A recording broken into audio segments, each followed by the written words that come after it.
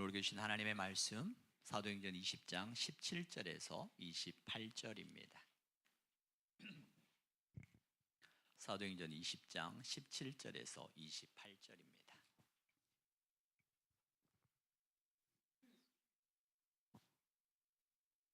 제가 있는 성경 신약 223페이지 한 절씩 교독하겠습니다.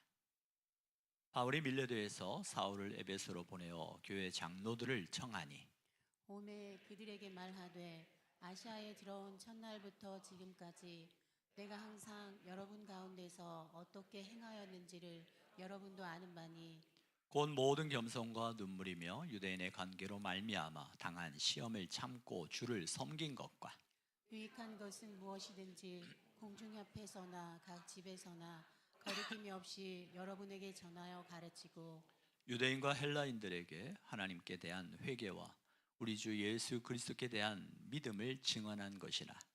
보라 이제 나는 성령에 매여 예루살렘으로 가는데 거기서 무슨 일을 당할는지 알지 못하노라. 오직 성령이 각 성에서 내게 증언하여 결박과 환난이 나를 기다린다 하시나 내가 달려갈 길과 주 예수께 받은 사명 곧 하나님의 은혜의 복음을 증언하는 일을 마치려 하면은 나의 생명조차 조금도 귀한 것으로 여기지 아니하노라. 보라 내가 여러분 중에 왕래하며 하나님의 나라를 전파하였으나 이제는 여러분이 다 내 얼굴을 다시 보지 못할 줄을 아노라. 그러므로 오늘 여러분에게 증언하거니와 모든 사람의 피에 대하여 내가 깨끗하니 이는 내가 꺼리지 않고 하나님의 뜻을 다 여러분에게 전하였습니다. 여러분은 자기를 위하여 또는 온 양떼를 위하여 삼가라.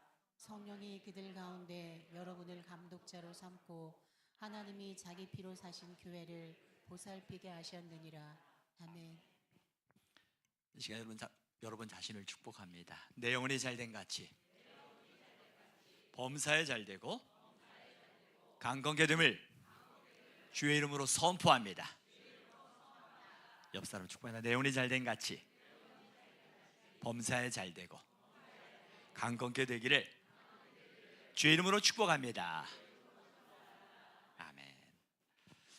여러분들 한 주간 동안 살면서 감정과 상황에 매여 있을 때가 많이 있었을 거예요. 그때 여러분 말씀에 의지하여 믿음으로 선포해 보셨나요? 그리고 그 말씀에 선포한 여러분을 통하여 주변의 사람들이 믿게 하여 본 적이 있나요? 나는 내 마음대로 내 감정대로 표현하는 게 내 자유야 하면서 내 하고 싶은 말, 내 속이 시원할 때까지 표현했나요? 아니면 하고 싶은 말이지만 주님 어떻게 할까요? 라고 물으면서 주님의 뜻을 찾고 감사함으로 고백함으로 나를 통해서 주변의 사람들이 믿음이라는 게 저런가? 하면서 달라져 본 삶을 살아보셨나요? 제가 오늘 그 칼럼란에도 얘기를 했었는데 우리의 다음 세대, 우리 아이들을 위해서 우리가 어떻게 할까? 아이들에게 말을 해도 똑같은 의미인데 말 자체가 어감이 다르더라고요. 예를 들어서 우리의 자녀들이, 우리의 다음 세대들이 우리가 어떻게 자라야 되는가? 다 글을 썼어요. 우리가 주님 안에서 하나님을 한 아버지로 모시기 때문에 우리는 주 안에서 서로가 형제요 자매요라고 말합니다. 형제요 자매요라고 말하는 것은 다시 말하면 우리는 그 누군가의 이모가 되어지고 그 누군가의 삼촌이 되어지는 거예요. 그래서 우리의 다음 세대들에게 이모와 삼촌이 되어서 우리의 자녀들에게 사랑으로 우리의 자녀들을 품어주자라는 것이었습니다. 그래서 잘할 때는 칭찬을 아끼지 말고요, 잘못할 때는 바로 잡아주는 어른이 되자는 것이었어요. 어떻게 해야 되는가? 예를 들어서 아이들이 막 뛰어다녀요. 그럼 어떻게 해야 돼요? 여러분 어떻게 말하실래요? 아이고 저 집은 누구 집 아이인지 되게 뛰어다니고. 그렇게 말할 게 아니라 어떻게 해요? 살살 걸어 다녀라고. 살살 걸어 다녀. 위험한 곳에 올라가는 위험한 행동을 하게 되면 위험한 행동 하지 마! 아니라 안전한 곳에서 놀고 조심해야 돼. 안전하게. 부정의 언어를 사용하지 말고 긍정의 언어, 그 긍정의 언어를 사용할 때 듣는 아이도 자신의 인격을 존중받는 걸 알고요. 그리고 나를 사랑으로 얘기하는 걸 알게 되어져요. 그래서 우리가 다음 세대 세워가는 일에 우리가 함께 하지만 이 말 한마디가 정말 다른 거거든요. 그래서 내 아이도 귀하지만 우리 조카도 귀하잖아요. 그러면 우리의 아이들을 사랑하는 마음과 또 우리 조카들을 사랑하는 마음으로 우리의 다음 세대를 세워가자는 거예요. 그러기 위해서 우리가 말 한마디도 달라지는 거예요. 그래서 여러분들이 그 칼럼을 읽으면서 우리 교회는 하나님을 아버지로 고백하는 형제와 자매가 모인 곳이고, 형제와 자매가 모였기 때문에 우리는 그 누군가의 이모가 되어지고 그 누군가의 삼촌이 되어지는, 그래서 우리 자녀들에게, 우리 다음 세대에게 우리가 어떻게 사랑하고 어떻게 할 것인가, 물론 부모들은 또한 아이들을 어떻게 가르쳐야 될까도 써놨어요. 그래서 함께 다음 세대를 세워가는 일이 너무나도 소중하잖아요. 그런데요, 다음 세대를 세우기 위해서 우리의 언어가 순화가 되어지면 다음 세대만 세워지는 게 아니라 나도 달라지더라고요. 내가 변화돼요. 그래서 우리가 한번 따라해보세요. 내 자식이 소중하면 네 자식도 소중하다. 네, 정말 소중해요. 그래서 우리가 꼭 말할 때 그렇게 정말 너무나 속상해서, 내가 너무 속상해서 순간 화가 나오려고 그래. 그때는 여러분들이 각 부서 전도사님에게 말씀하세요. 전도사님에게 말씀해서 전도사님이 그 문제를 해결할 수 있게 그렇게 하셔요. 여러분이 직접 하게 되어지면 자칫 잘못하면 애들 싸움이 어른 싸움 돼요. 그렇게 되어지면 서로 상처받잖아요. 만약 전도사님이 해결 못하면 저한테 말씀하세요. 제가 잘 해결할 테니까 우리는 사랑으로 품어주고 좋은 말로 잘못한 것을 잘못했다고 말해주는 그 어른도 감사한 거예요. 그렇지만 말할 때 부정의 언어가 어떤 언어? 부정의 언어가 아니라 긍정의 언어로 바꿔서 한번 여러분들이 사용하려고 해보십시오. 교회 안에서 이게 사용하려고 노력해 보면요, 여러분 가정 안에서도 바뀌어져요. 그래서 저번 주의 말씀처럼 모세를 통해서 이스라엘 백성들에게 믿게 하려 함이라 했던 것처럼 모세가 바뀌어지니까 그 모세를 통해서 이스라엘 백성들이 하나님을 향한 믿음이 바뀌어지는, 오늘 우리도 마찬가지예요. 내가 달라지니까 나를 통해서 믿음의 공기가 교회 안에서는 훈련하는 곳이라고 말씀을 드렸어요. 교회에서, 가정에서, 일터에서 나를 통해서 하나님이 믿게 하려 하시는 하나님의 선한 뜻을 이루어 나가는 저와 여러분이 되기를 주 이름으로 축복합니다. 오늘 성경 말씀이 뭐예요? 성령의 매여. 오늘은 사도 바울에 대해서 이야기를 하려고 합니다. 사도 바울은 원래 이름이 뭐였어요? 사울이었어요. 사울이었는데 바울로 바뀌어졌어요. 왜?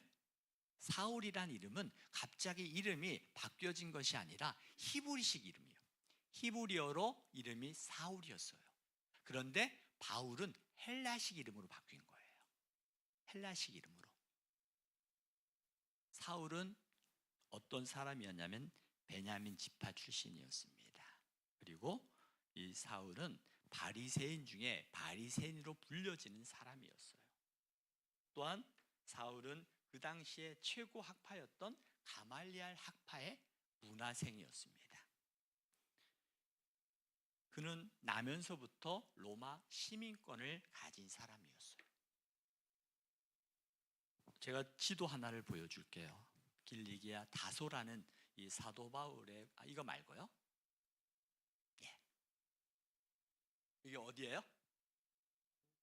다소라는 지역이에요. 다소라는 지역. 앞에 불을 좀 꺼줘도 괜찮아요. 이 길리기아 다소는 어디냐면은 사도 바울의 사울이라고 불려졌던 그의 고향이 다소라는 곳이에요. 이 다소는 약 50만 명이 살게 되어지는 약간 큰 도시였어요. 그리고 아테네와 같이 학문이 발달하여서 굉장히 대학이 많은 곳이었습니다. 또한 이곳은 흑염소가 많았대요. 그래서 흑염소가 많아서 흑염소를 통해서 가죽을 만들었고 그 가죽을 통해서 하는 업이 번성을 했어요. 사도 바울의 직업이 뭐였어요? 텐트 메이커였거든요. 텐트를 만드는 사람이었어요. 사도 바울은 그 당시 자기의 그 다소 지역에 이 흑염소가 많아서 흑염소 가죽을 통해서 텐트를 만드는 일을 하는 그 아버지를 통해서 엄청난 부를 이뤘어요. 왜냐하면 이 텐트가 좋아서, 이 흑염소 가죽으로 만든 텐트가 좋아서 로마에 있는 모든 군단에 이 텐트를 다 납품을 했거든요. 그러다 보니까 그 아버지를 통해서, 납품을 통해서 엄청난 부를 이루었고, 그 부를 통해서 그는 나면서부터 로마 시민권을 가지고 있는 사람이었어요. 나면서부터 로마 시민권. 오늘날에도 우리가 많은 사람들이 미국의 시민권을 따기 위해서 얼마나 노력을 해요. 제가 기억하는 한 분이 있었는데, 그 미국에서 시민권을 따기 위해서 어느 정도까지 했냐면은 자기 부모님이 돌아가셔도 못 돌아오는 거예요. 왜? 이제 불법으로 있었거든요. 시간이 지나면 영주권이 나오고, 그를 통해서 시민권을 따기 위해서 그 힘든 시간들을 버텨내는 거예요. 불법 이민자로. 그 시민권, 미국 시민권이 도대체 뭐길래? 그런데 그 당시에 로마 시민권은요, 더 큰 힘이 있었거든요. 어느 누구에게도 재판받지 않고 오직 로마 황제에게만 재판받을 수 있는 권한이 있었어요. 그 누구도 그를 함부로 해할 수 없는 그 권한이 있는 게 로마 시민권이었어요. 이런 사도 바울은 그와 같은 로마 시민권을 가지고 있었고요. 가말리엘 학파의 문화생이라는 것은요, 그 당시에 최고 학부였어요. 오늘 우리나라뿐만 전 세계 가장 최고 학부를 이야기할 때 각 하버드니 MIT니 프린스턴이니 예일이니 옥스퍼드니 각 그 학과마다 다르지만 그 대학을 이야기하잖아요. 바로 가말리엘 학파 문화생이라는 건 그 당시에 가장 뛰어난 학생들이 가는 곳이었어요. 사울은 그런 사람이었어요. 자기 부모를 통해서 텐트 메이커를 통해 텐트를 만드는 업을 통해서 엄청난 부를 이루었고, 그리고 나면서부터 로마 시민권을 가지고 있었고, 가말리엘 학파 문화생으로 율법에 능통한 자였고요. 바리새인 중에 바리새인으로 불려지는 그가 이제 예수님을 만나게 되어집니다. 예수님을 핍박하는 일에 정말 열심이었거든요. 그런 열심이었던 자가 예수님을 만나고 나니까 내 삶의 방향이 달라졌던 걸 아는 거예요. 그런데 성경에 보면 이 사도 바울처럼 한순간에 변화되는 사람도 있지만, 그렇지 않고 마치 그 길가에 있는 밭이 돌짝밭으로, 돌짝밭이 가시떨기로, 가시떨기 밭이 옥토밭으로 조금씩 서서히 변화되는 게 대부분의 사람들이에요. 그런데 오늘 사도 바울, 이 사울은 완전히 달라졌어요. 예수님을 믿는 사람들을 잡아 죽이기 위해서 몇십 킬로, 몇백 킬로를 서슴지 않고 다녔던 사람이 사울이었거든요. 그런데 그가 예수님을 만나고 나니까 그의 고백이 어떤 고백인 줄 아세요? 빌립보서 3장 8절 9절의 말씀을 같이 한번 읽어보겠습니다. 같이 한번 읽어보겠습니다. 빌립보서 3장 8절 9절. 예수님을 만나고 나서 그가 가지고 있었던 그 귀한 것들, 로마 시민권, 또 엄청난 부, 엄청난 지식, 그 모든 것들을 그가 어떻게 여기는지 한번 같이 보겠습니다. 시작. 또한 모든 것을 해로 여김은 내 주 그리스도 예수를 아는 지식이 가장 고상하기 때문이라. 내가 그를 위하여 모든 것을 잃어버리고 배설물로 여김은 그리스도를 얻고 그 안에서 발견되려 함이니, 내가 가진 의는 율법에서 난 것이 아니요 오직 그리스도를 믿음으로 말미암은 것이니 곧 믿음으로 하나님께로부터 난 의라. 아멘. 예수님을 만나고 나니까 우리가 볼 때 그토록 추구했던 그 모든 성공과 지식과 부와 명예를 뭐로 여겼어요? 배설물로 여겼대요. 우리가 여기서 볼 때 그게 다 쓸데없는 거야? 라고 말하는 게 아니라 내가 예수를 만난 그 기쁨과 감격, 예수를 통해서 얻었던 그 은혜가 뭐하다는 거예요? 비교할 수 없을 만큼 귀하다라는 거예요. 예수님을 만난 그 은혜가 너무나 커서 예수님을 통해서 내 인생이 달라졌던 거예요. 사도 바울은요, 그의 인생이 열심이었던 사람이에요. 근데 예수님을 만나고 나니까 그 열심의 방향이 달라졌어요. 삶의 방향이 달라졌던 거예요.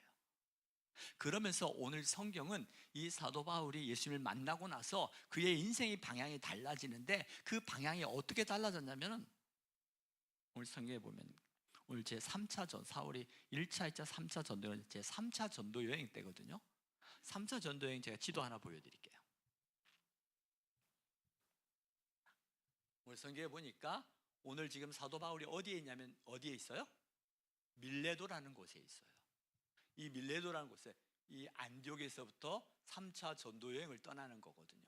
이 밀레도에서 에베소에 있는 장로들을 불러다가라고 말합니다. 이 밀레도에서 에베소까지는 약 50km 정도 거리가 돼요. 50km 되어지는 거리에서 이 지금 밀레도에서 이제 자기의 3차 전도 여행의 사역을 거의 마무리하는 때거든요.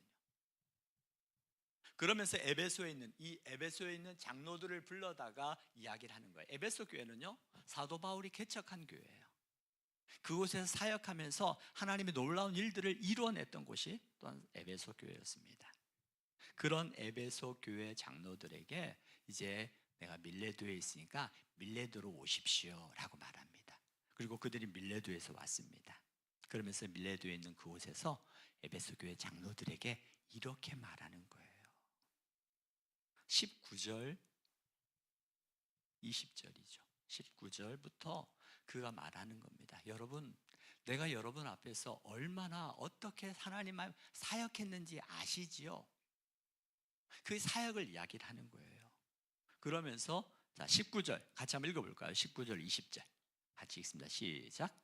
곧 모든 겸손과 눈물이며 유대인의 관계로 말미암아 당한 시험을 참고 주를 섬긴 것과 유익한 것은 무엇이든지 공중 앞에서나 각 집에서나 거리낌이 없이 여러분에게 전하여 가르치고. 사도 바울은 자기가 가지고 있는 모든 지식과 경험과 명예와 부와 권리 다 있음에도 불구하고 이게 중요한 것이 아니라 나를 통해서 내가 무엇이 드러나기를 원했던 걸 알았던 거예요. 우리가 예수를 주로 고백한 사람들이 나를 통해서 무엇이 드러나야 되는가? 내 옷이 드러나고 내가 이루어놓은 성공, 업적을 드러내는 것이 아니라 사도 바울은 고백하는 거예요. 내가 모든 겸손과 눈물이며 유대인의 관계로 말미암아 당한 시험들, 얼마나 많은 핍박을 당했는지 몰라요. 40에 하나 가마매를 5번 맞았어요. 다시 말하면 죽을 만큼 맞았어요. 돌에 맞아 죽어서 사람들이 성 밖으로 던져질 만큼 그렇게 돌 맞아 죽을 때까지 맞았어요. 옥에 갇혔어요. 유대인들의 관계와 유대인들이 그로 인한 당한 시험들은 한두 가지가 아니었어요. 그럼에도 불구하고 내가 포기할 수 없었던 그게 있다라는 거예요. 우리가 살아가면서 포기할 수 없는 거. 며칠 전에는 제가 칼럼에서 죄와의 싸움을 포기하지 마십시오 라고 했던 것처럼 우리가 포기하지 말아야 될 것, 2025년을 우리가 믿음으로 살아가면서 우리가 꼭 해야 될 것이 뭐가 있을까? 오늘 이 말씀을 하나님이 주셨던 거예요. 자기의 목회를 이야기하면서 내가 겸손과 눈물로 또 그런 핍박과 시험이 있을 때에도 포기하지 아니하고 내가 유익한 것은 무엇인지 공중 앞에서나 또 집에서나, 다시 말하면 내가 공적인 자리에서나 사적인 자리에서나 내가 누구를 만나든지 여러분에게 뭘 했다는 거예요? 전하여 가르쳤다는 거예요. 뭘? 예수 그리스도.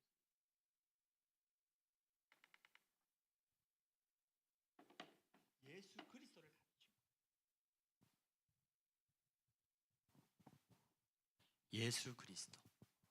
그 예수 그리스도 그분을 가르치면서 예수 그리스도를 전했던 거예요. 그러면서 이제 마지막으로 고백하는 게 뭐냐면 내가 성령에 매여서 24절 한번 같이 볼게요. 23절, 24, 22절부터 볼게요. 22절부터 24절 같이 읽습니다. 시작. 보라 이제 나는 성령에 매여 예루살렘으로 가는데 거기서 무슨 일을 당할는지 알지 못하노라. 오직 성령이 각 성에서 내게 증언하여 결박과 환난이 나를 기다린다 하시나 내가 달려갈 길과 주 예수께 받은 사명 곧 하나님의 은혜의 복음을 증언하는 일을 마치려 하면은 나의 생명조차 조금도 귀한 것으로 여기지 아니하노라. 아멘. 바울이 말한 복음의 내용은 단순했습니다. 죄를 회개하고 잘못된 우상들 섬겼던 것들을 돌이키고 하나님의 어떤 분인지를 알게 되어지면, 예수님께서 이 땅에 오셔서 이루은 십자가의 사역이 무엇인지 알게 되어지면 마치 사울이 바울이 된 것처럼, 내 삶이 변화되어진 것처럼 여러분도 그 주님을 만나길 바란다는 거였어요. 그 주님을 만나기 위해서 본인은 그 주님을 증언하는 일이 자신의 사명인 걸 깨달았던 거예요. 그래서 그 사명을 감당하기 위해서 그런 핍박도 당했고요, 그런 관계 속에서도 포기할 수 없었던 거, 그게 복음 전도였어요. 나를 통해서 믿는 사람들이 도와줄 수 있다면 나는 내가 핍박도 받을 수 있고요, 내가 어떠한 어려움 속에서도 멈추지 않는 거, 그게 바로 사명이라는 것이었어요. 사울의 사명, 사도 바울의 사명은 예수님을 만난 이후에 그의 인생의 사명의 방향이 달라졌잖아요. 예수 그리스도, 그를 전하는 것이 사도 바울의 사명이었어요. 오늘 성경에 보니까 성령께서 너가 예루살렘에 가면 그곳에서는 어떤 일들이 일어날 줄 알아? 결박과 환난이 너를 기다린다는 거였어요. 결박과 환난이 기다린 걸 모르고 가는 것과 알면서 가는 건 달라요. 모르고 가면 가는 동안 즐겁잖아요. 알면서 가면 어때요? 언제 어디서 어떻게 일어날지, 사도 바울은 그가 당했던 고통을 너무나 잘 알거든요. 그가 경험했던 핍박의 아픔을, 그 아픔의 정도를 너무 잘 알아요. 그렇기 때문에 환난과 핍박이 기다린다는 걸 알고 있을 때 그 가는 것이 결코 쉽지는 않았을 거예요. 무슨 말이냐면요, 애들도요, 어릴 때부터 혼나본 아이들은요, 뭐가 다른 줄 아세요? 자세가 달라요. 딱 혼낼 때요, 딱 해가지고 고개 딱 숙여요. 머릿속에 딴 생각을 하든 뭘 하든 그냥 자세가 달라요. 많이 혼나본 아이들은요. 사도 바울은요, 그 고통을 당해봤거든요. 맞아 죽을 뻔했고요, 옥에 갇히고요, 사람들의 조롱 속에서 얼마나 많은 시간을 보냈는지 몰라요. 그럼에도 불구하고 가겠다는 거예요. 그 길을 가면 언제 어디서 어떤 어려움이 닥칠지 모르지만 나는 그 길을 가겠다는 거예요. 왜? 그게 사명이니까. 하나님께 내게 주신 사명이니까. 그 사명을 감당하는 것이 예수를 주로 고백한 그 하나님의 사람의 정말 내가 살아야 될 이유라는 걸 사도 바울은 깨달았던 거예요.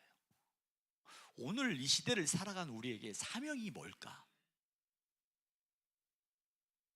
예수를 주로 고백한 나, 예수님께서 십자가에 죽으시고 3일 만에 부활하신 그 부활의 사건을 믿는 나에게 내가 믿기만 하면 주어지는 하나님의 자녀가 되어지는 그 특권을 가진 내가, 나에게 주신 하나님의 사명이 무엇일까? 그 사명을 감당하는 일에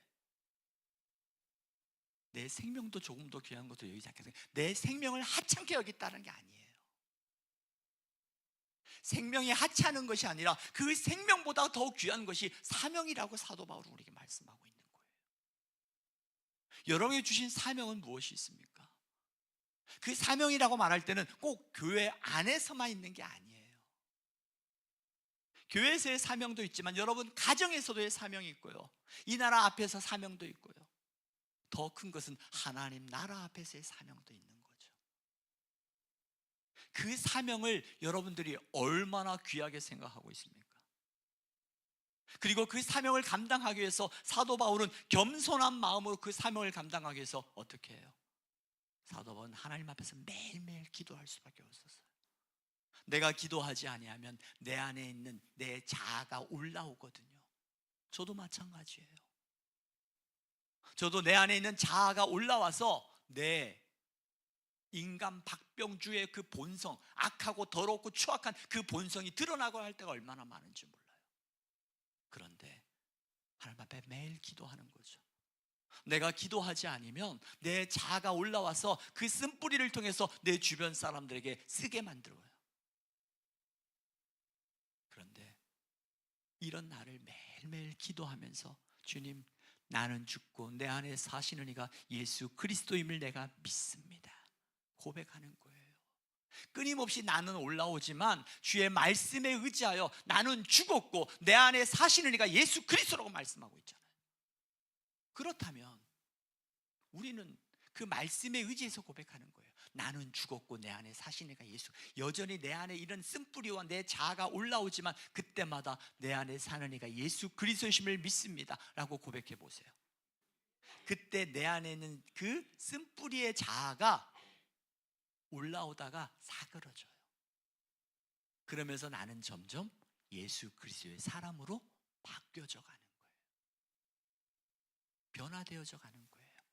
이걸 가리켜 성령은 성숙이라고 말하고요, 영화, 거룩하게 변화되어진다고 말하는 거예요. 성령에 매이는 삶이라는 게 사명을 쫓아가는 삶이고, 그 사명을 쫓아가는 게, 그 사명이라는 것이 생명보다 귀한 것이 사명이었구나. 내가 기분 따라서 기분 좋으면 하고요, 내가 기분 나쁘면 하지 않는 게 사명이 아니었어요. 사명은요, 기분 따라 하는 것이 아니라 주의 말씀에 의지하여 내가 내 생명보다 귀한 것이 사명임을 알고 그 사명을 감당하는 것이 우리의 삶에 내가 사는 길이었어요.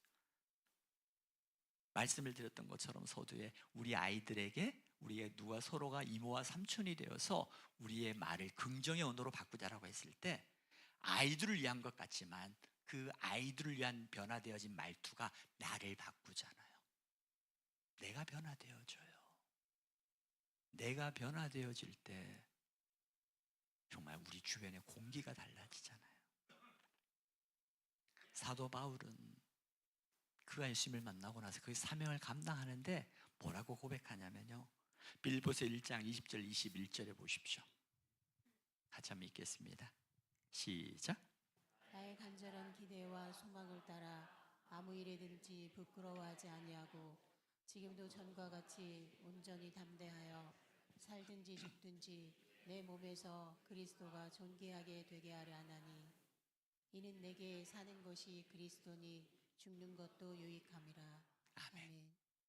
사도 바울을 통해서 성령의 삶이라는 게 바로 이런 거다.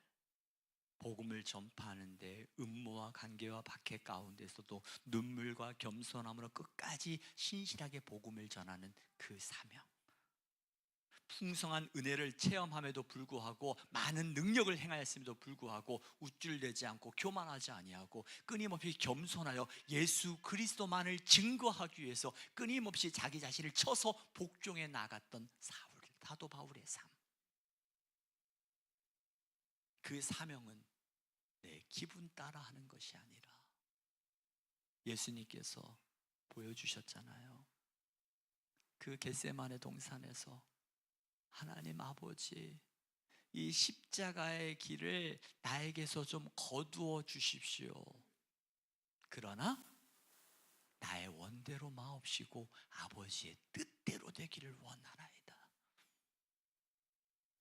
우리도 내 기분 따라가 아니라 아버지의 뜻대로 살아갈 수 있는 우리의 믿음, 이것은요 처음부터 되는 건 아니에요.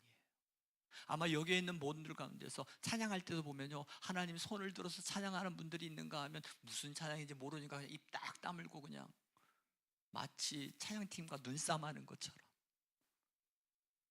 그런 지체들도 있고요. 다 달라요.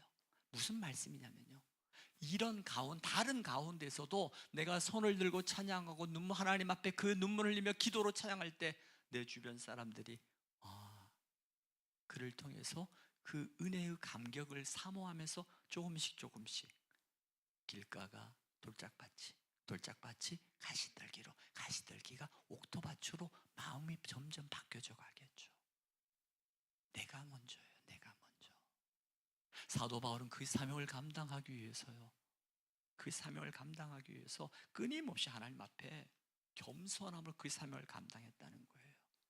오늘 우리도 마찬가지입니다. 그 사명을 감당하기 위해서 우리가 어떻게 해야 될까요? 기도의 생활화예요. 기도의 생활화.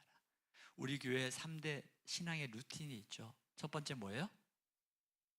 말씀. 아침에 일어나서 기도로 시작하는 겁니다. 오늘도 하나님 눈뜨게 하시니 감사합니다. 오늘 하루도 우리가 어떻게 살아갈지, 오늘 하루도 하나님 앞에 감사함으로 오늘 하루의 일정을 여러분 머릿속에 한번 마인드맵을 그려보십시오. 그러면서 하나님, 이 모든 일정 가운데 하나님의 은혜 베풀어 주심을 믿고 감사합니다. 하루를 시작해 보세요. 그 시간 속에 하나님이 도우시는 것들을 경험하게 될 거예요.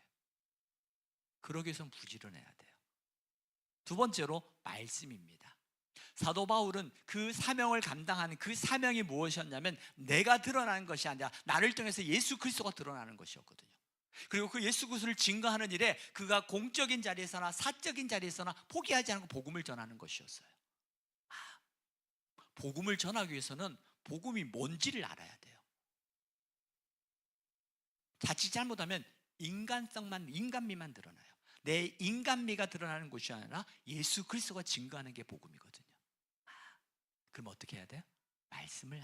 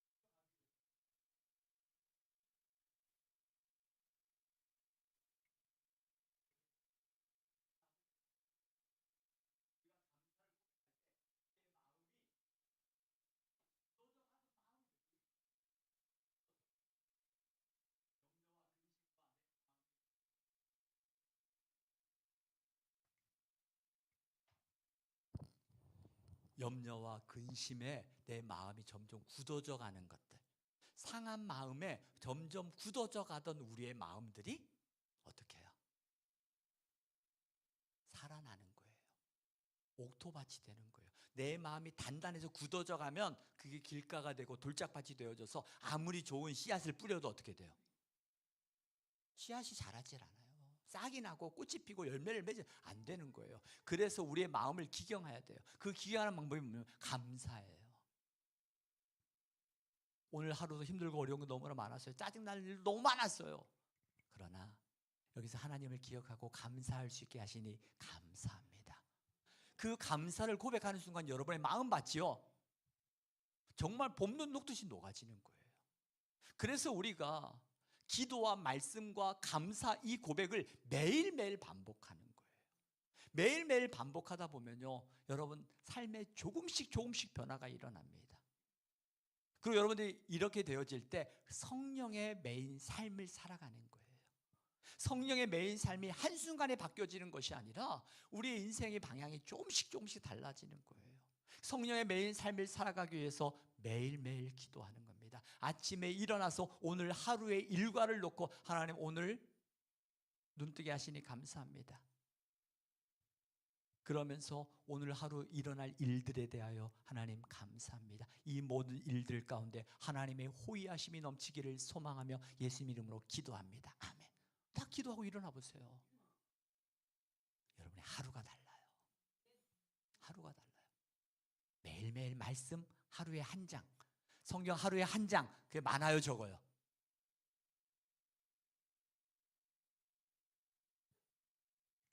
적다고 생각하는 분은 더 읽으시고요, 많다는 분은 한 장을 읽으십시오. 말씀 한 장 소리내서 읽는데 5분이면 돼요. 시간이 없어서 못 읽어요? 아니죠. 한번 읽어보세요. 하루 5분이면요 한 장 읽을 수 있어요. 말씀을 읽을 때 가능하면 소리내서 읽어보십시오. 이 소리내서 읽을 때 여러분의 영, 듣는 그 말씀을 통해서 여러분의 영이 살아나요. 또한 감사함으로 매일매일 밤마다 감사함으로 고백해 보세요. 오늘 하루를 돌아보면서 하나님 감사합니다. 그리고 서로 축복하십시오. 오늘 살아온 당신 수고했어. 오늘 열심히 살아온 우리 아들, 우리 딸 수고했어. 매일매일 고백할 때 여러분의 가정이 달라지는 거예요. 여러분의 삶이 달라지고요. 그때 그 사명이라는 것이 뭔지 보여요. 그렇지 않으면 사명이라는 것이 너무 멀게 느껴지고 사명이라는 것이 짐처럼 느껴져요. 여러분들의 삶 속에서 사명이라는 것을 이야기할 때 사명이 짐처럼 느껴지는 분도 있고요, 사명이라는 것이 너무 멀게 느껴지는 분도 있을 겁니다. 그렇다라는 건 지금 내 영적 상태가 많이 약해져 있구나. 성령의 매인 삶을 살아가는 사도 바울의 모습을 보면서 사명이라는 것이 생명보다 귀한 것이었고 그 사명을 감당하기 위한 그의 발걸음들 보면서 오늘 내 삶에 있어서 하나님이 내게 주신 사명은 무엇인가? 가정에서, 교회에서, 일터에서, 그리고 거시적인 하나님 나라 입장에서 우리의 사명, 그 사명은 해도 되고 하지 않아도 되는 것이 아니라 그 사명은 곧 하나님의 나라를 위한 것이기도 하지만 그 사명을 감당할 때 내 영이 살아요. 내가 살아요. 내가. 하나님 우리에게 사명을 주실 때는요 짐으로 주시는 것이 아니라 우리가 더 잘 살아가기 위해서 우리에게 사명을 주셨어요. 오늘 그 사명의 무게가 짐으로 다가오는 분들에게 성령 하나님께서 그 마음을 만져주시어서 사명은 짐이 아니라 하나님의 축복임을 알고 그 사명을 향해서 나가는 저와 여러분이 되기를 주의 이름으로 축복합니다.